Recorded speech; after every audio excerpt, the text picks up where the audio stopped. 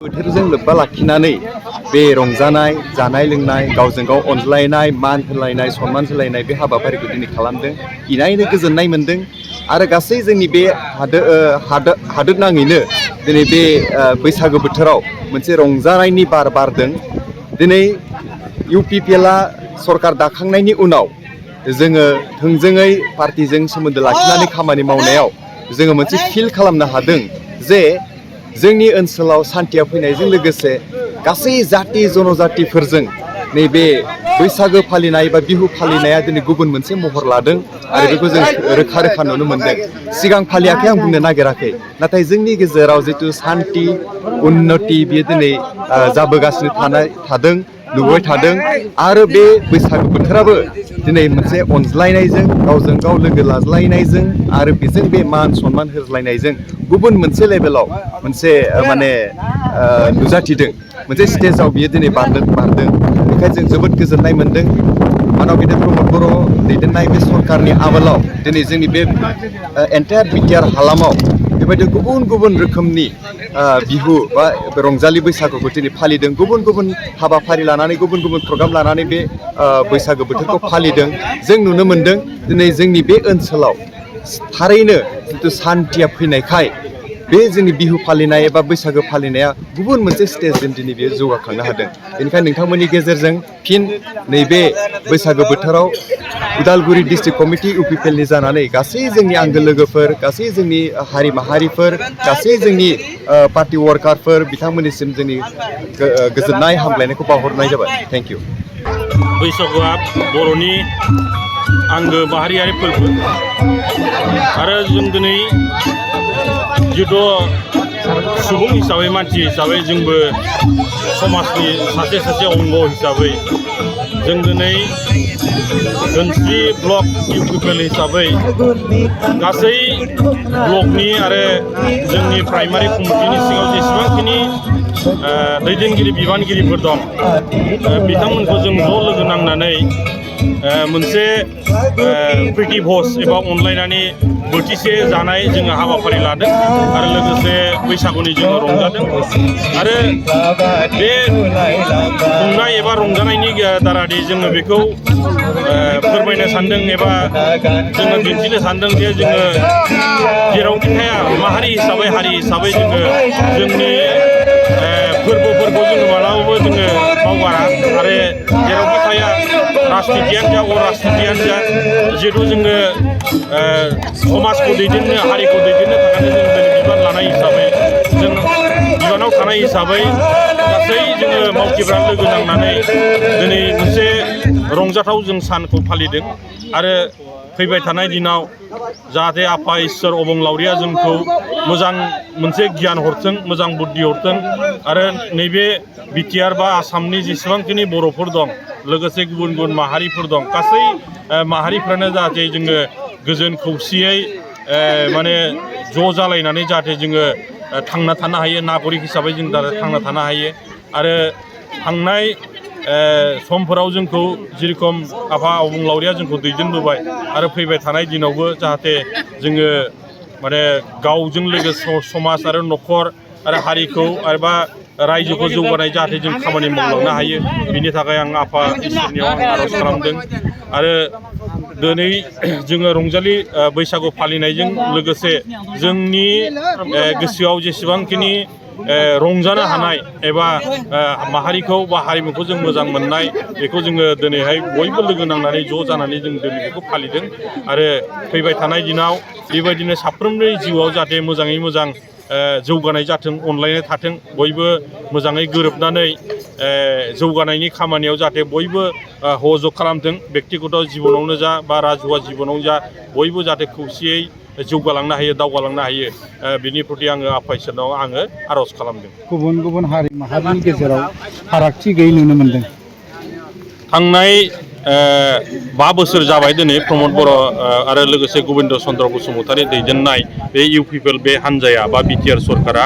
बेयावहाय जेसेबांखिनि प्राय 35 लक्षनिबो बारा माने लाखनिबो बारा जिहेतु माने सुबुंफोर दङ जनसाधारन दं भटार्स दं आरो बेयावहाय 26टा जनगोष्ठी जिहेतु दङ भाखा भाखि धोरोम हिसाबै गुबुन गुबुन दङब्लाबो जों गासै बिटिआर माने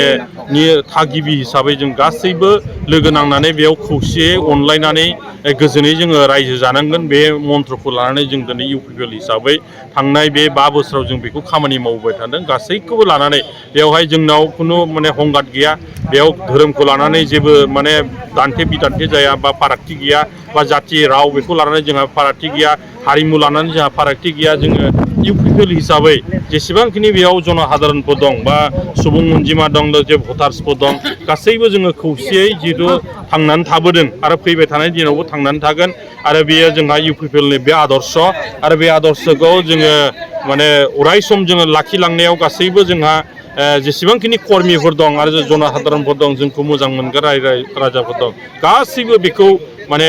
लाखिनायाव गासैबो जत्न खालामदों आरो बयबो हेफाजाब होदों ओंखायनो दिनैनि बे रंजालि बैसागुआवबो जों दिनै बेवहाय बर'जों लोगोसे बेयाव बर'आवबो गुबुन गुबुन धोरोमनि मानसि दङब्लाबो गासैबो धोरोमनि मानसिफोरानो बेवहाय बाहागो लाफैदों सावथाल दङ नेपालि दं मुस्लिम इस्लामफोर दं बाङालि दं कच राजबंसि असमिया बा जेसेबां हाजं गासैबो लोगो नांनानै गासैबो दंजोबो आरो जों जेसेबांखिनि दं आरो ओंखायनो बे खोब मोजां मोनसे परिबेक आरो बे जोंनि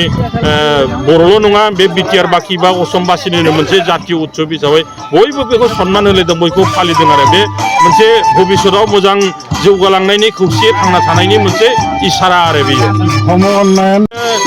समान जौगाथाय समान अधिकार बेखौ लानानै बयबो माने गोजोननाय दं ओंखायनो दिनै खुनु जाति भेदा भेद बेयाव गैया बेयाव राजनिति भाबै गुबुन गुबुन दङब्लाबो दिनै इउपिपिएलनि दैदेननाय जि आदर्श बा जि सरकार बेखौ गासैबो गनायो आरो फैबाय थानाय दिनाव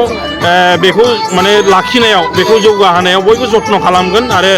खनसेबावै गासैबो खौसेयै जाहाथे खामानि मावगोन जों बेखौ आसा खालामना दङ नंगौ आसामनि मानिजाथाव गिबि मन्त्रि डक्टर हिमन्त बिश्व शर्मा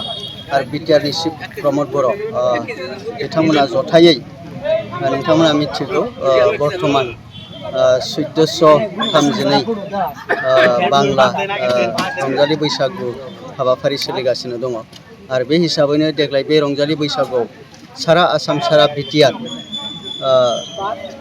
डक्टर हिमन्त बिश्व शर्मा आरो प्रमद बर' बिथांमोननि दैदेननायाव आरो बिथांमोननि हास्थायनाय आरो लुबैनाय बायदियै सारा आसामाव गासै बुद्धिजिबि मेलेमजिबि गेदेमा बिथांमोननो मान बावनायजों लोगोसे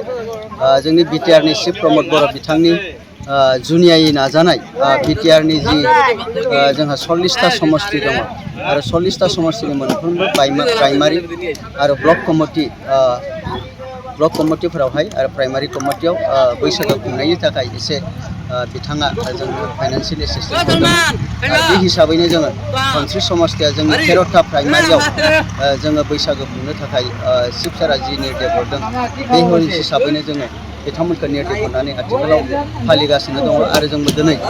धनस्रि समष्टि आरो लोगोसे नैबे जितु आमार पुरनि गरायमारि प्राइमारि दङ जों जथायै दिनै जोंनि धनस्रि समष्टिनि गासै बिबानगिरि आरो बे ओनसोलनि गेदेमा आरो हान्जानि गुबुन गुबुन हारि माहारिनि जोंनि सोद्रोमाफोरखौ लानानै जोङो खोब गाजा गोमजायै दिनै जोङो नैबे रंजालि बैसागु आरो बोथिसे ओंखाम जानाय बे हाबाफारिखौ जोङो मावफुंबाय बेवहाय उदालगुरि जिल्ला इउपिपिएलनि general secretary organisation Manoranjan Sharma बिथांजों लोगोसे एडमिनिस्ट्रेटिभ जेनेरेल सेक्रेटारि बिलिरथि औवारि अबिसि सेलनि आफादगिरि बिथां बिनय बरा आरो बिथांजों लोगोसे डिस्ट्रिक्ट इउथ सेलनि प्रेसिडेन्ट कुमार बर' आरो बेजों लोगोसे एडमिनिस्ट्रेटिभ जेनेरेल सेक्रेटारि इउथ सेलनि बिथां हिरक ज्योति मुसाहारि बिथांजों लोगोसे गुबुन गुबुन जिल्लानि बिबानगिरि आरो जोंनि समष्टिनि कर्डिनेटर साहिब खान बिथां आरो लोगोसे टिएलसिसि चेयारमेन बिथां रुजुग्रा मुसाहारि आरो लोगोसे जोङो गासै ब्लकनि बिबानगिरि बेवहाय बाहागो लानानै जों गाजा गोमजा जोङो बारहोबाय जोङो बोथिसे ओंखाम जानायजों लोगोसे बैसागु जों मोसाबाय आरो बेनो मोनसे फोरमान जोंनि प्रमद बर' बिथाङा जोंनि हारि माहारिफोरखौ लानानै खौसेयै जि राजखान्थि खालामनायजों लोगोसे बे ओनसोलनि जौगानायनि थाखाय खामानि मावदों गासै हारि माहारिनि फोरबो दुर्गा फुजायानो होन छठ फुजायानो रंजालि बैसागुआनो होन बिभिन्न दाख्लै बावै जिहेतु माइनरिटि बिथांमोना जि मास मोनसे रमजान मास बिनि उनाव ईद फोरबो जाबाय बे समावबो बिथांमोननो बेबायदि गाजा गोमजायै जाहाथे बिथांमोनाबो ईदखौ फालिनो हायो बेनि थाखाय जों एसिस्टेन्ट हरदों दा बे जोबोद बाख्नायथाव जादों आरो चिफ सारा जिबायदि खामानि मावलांबाय थादों निस्सय फैबाय थानाय समावहाय जोङो गोजोनजों लोगोसे गासै हारि माहारिखौ लानानै जोङो बे ओनसोलाव जौगालांगोन जोङो गसंथानो हागोन बेखौ मिजिंथिदों बिनि थाखायनो मानाव गेदेर बिटिआरनि चिफ प्रमद बर' बिथांखौ स्पेसियेलि आं लिरनायाव थेंक इउ साबायखर बावनानै बैसागनि बे दिनैनि हाबाफारिनि बे फंनैसो बुंनाय बाथ्राखौ आं बिथिं होबाय।